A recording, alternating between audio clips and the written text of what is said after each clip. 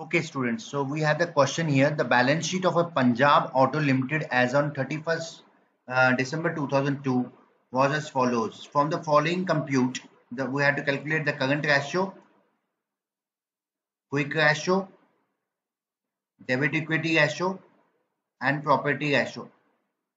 As we saw in the previous classes, the ratio analysis, we had started the problems related question. So I have solved the previous question also. Same way we had to solve this question, but in as per the question, we had to calculate only the four figures, that is current ratio, quick ratio, debit equity ratio, and property ratio. So we have the column particulars amount, rupees particulars amount rupees. We have the equity share capital, capital reserves, 8 plus loan on mortgage, creditors, bank overdraft, taxation, current and future also. We have the profit and loss account here. Plant, machinery, land, building, furniture, fixtures, stock, debitors, investment, short term, cash in hand. So we have to identify as per the question, as per the solution. We have to identify the things, and as per the formulas of ratio analysis is concerned, so we have to solve this question as per the formula base, right? So moving to further, सबसे पहले बात करते हैं current ratio की ओर. Current ratio कैसे निकलता है? Current assets divided by current liabilities. Current assets और करंट लायबिलिटीज से आपका फॉर्मूला कहता है कि करंट रेशियो आपका निकल आएगा. तो सबसे पहले बात करते हैं करंट एसेट्स पे. करंट एसेट्स क्या होते हैं ये आप सबको पता ही है. एग्जांपल के तौर पे stock, bill receivable, debtors, these are the example investments, these are the example cash in hand, cash at bank, these are the example general examples of current assets. So same I just mentioned here: stock, debitors, investments short term, and cash in hand as per the question, right? So I mentioned here these I taken the current assets column: stock, debitors, investments, short term, and cash in hand. These are taken the current assets column, right? So I just write it here: C dot A, right? So I taken here current assets column. Moving to further. So how to calculate current liabilities column? I just mentioned here creditors, bank overdraft, provision for taxation, current and future. So this way I just take it identification of current liabilities. Provision of taxation, current and future has been given in the question. Just take it here. I just take it current liabilities column.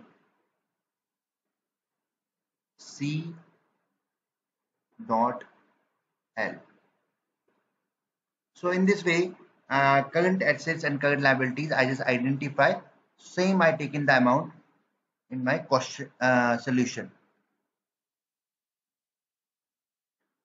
So current assets, that is 12,000, 12,000 plus 4,000 plus 12,000. You can see in the question itself: 12,000, 12,000, 4,000 and 12,000. Same I taken here. So total will be 40,000 after calculating all the figure. Moving to further, current liabilities column, that is 16,000 plus 4,000 plus 4,000 plus 4,000. So 4,000, 4,000 plus 4,000 plus 16,000, give me the figure 28,000. Same here: 16,000, 4,000, 4,000, 4,000. So current liabilities column are closed. So I got the total figure at 28,000. 40,000 divided by 28,000. If we calculate, it gives the figure ratio called 1:4 T3 ratio 1. So in this way, I solve the current ratio analysis formula. So I hope in this time you can got this too, current ratio particularly, right? This I raise it.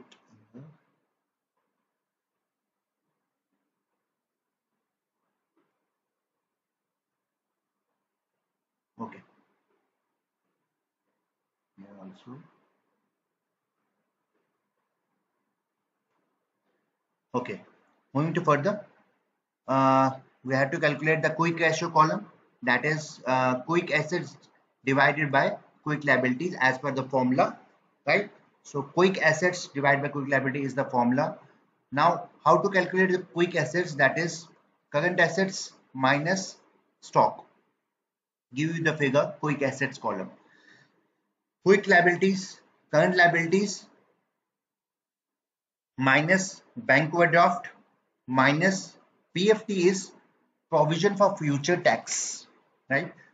Provision for future tax, we take it as a future column for provision, we take it future provision for taxation. So quick assets calculated is 40,000 minus 12,000, give me the figure 28,000.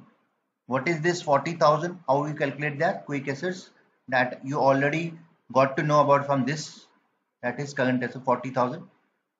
You can simply take it 40,000, I just take it, and minus stock. In the question you can see the stock column is there, so I take it here, stock column, that is 12,000, right? So 40,000 minus 12,000 give me the figure 28,000. Next, moving to further quick liabilities column, that is 28,000 minus 4,000 minus 4,000, right? So current liabilities is also calculated here. We got it here 28,000, like this 28,000, same I taken here, minus 4,000, that is bank overdraft. Bank overdraft can be easily seen in the question, minus taxation of future. See, I take it taxation of future. So minus provision for taxation future will be the quick liabilities column.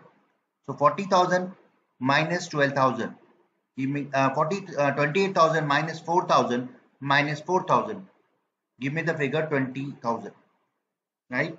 So 28,000 divided by 28,000 divided by 20,000, give me the figure ratio called 1:40 ratio 1. You can calculate from your own end also and try it, right?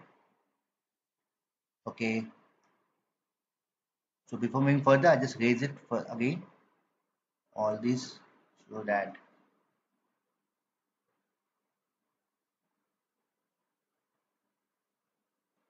so we calculated current ratio column here and quick ratio column as per the question it has been solved, right? So moving to further, how to calculate debit equity ratio. Okay, the formula is long-term debit divided by shareholders funds, right? Long-term debit divided by shareholders funds give you the figure debit equity ratio. Long-term debit means liabilities column, we have to take it liabilities only.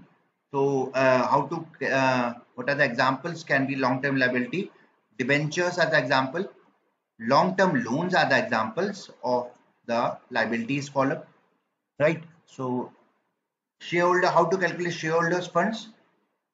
There's a formula: equity share capital plus reserves and surplus plus preference share capital minus fictitious assets. What these called fictitious assets?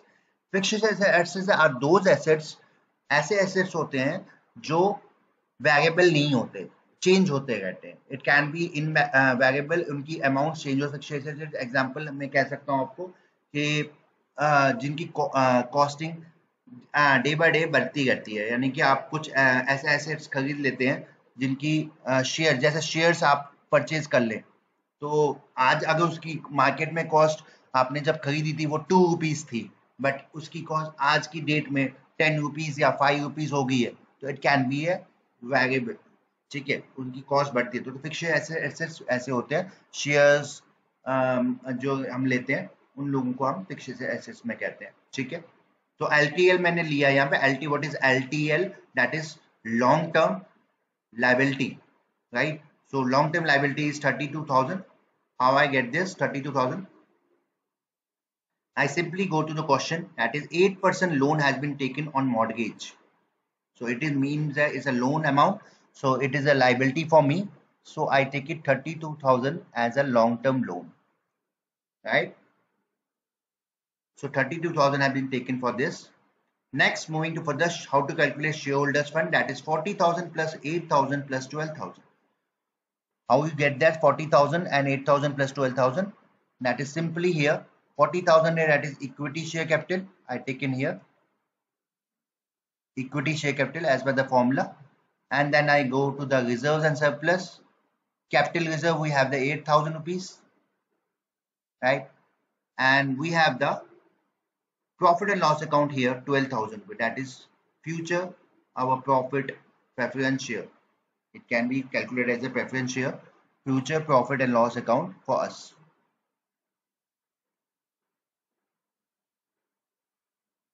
So 40,000 plus 8,000 plus 12,000, give me the figure 60,000 figure.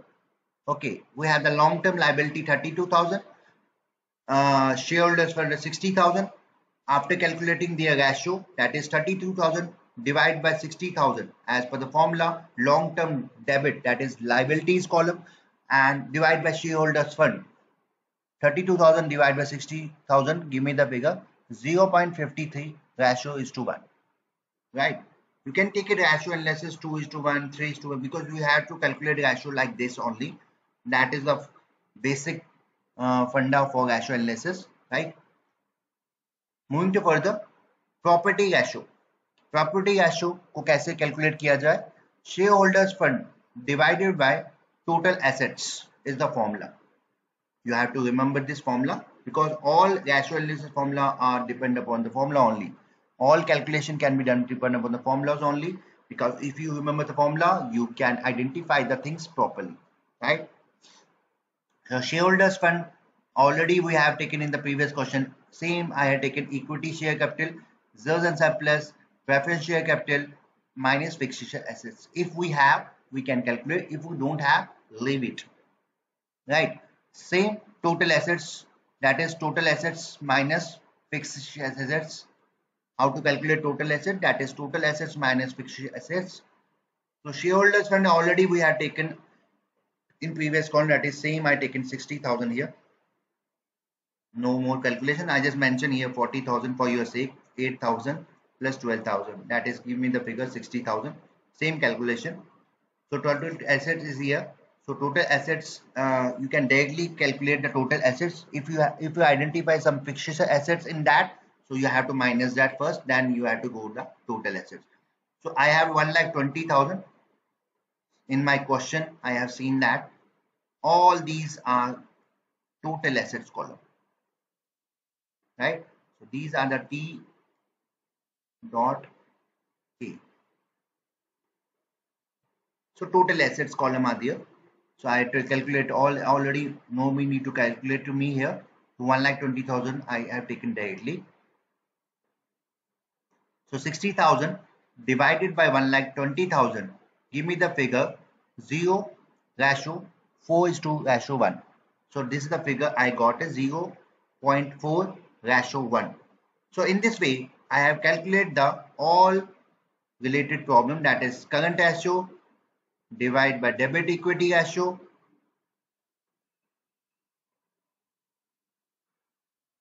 current ratio, quick ratio, and debit equity ratio and property ratio. So in this way, we have to calculate all these figure properly. So I just raise it firstly.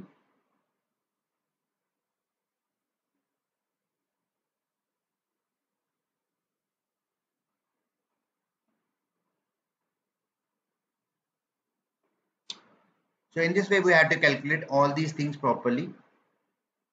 In your time, you have to, I give this question to you all also in the upcoming classes in your Google Classroom, so that you also people can calculate from your end. So all these ratio analysis based question should be based on formula. So you have to remember the formula and identify things accordingly. So this is the question of today. Thank you.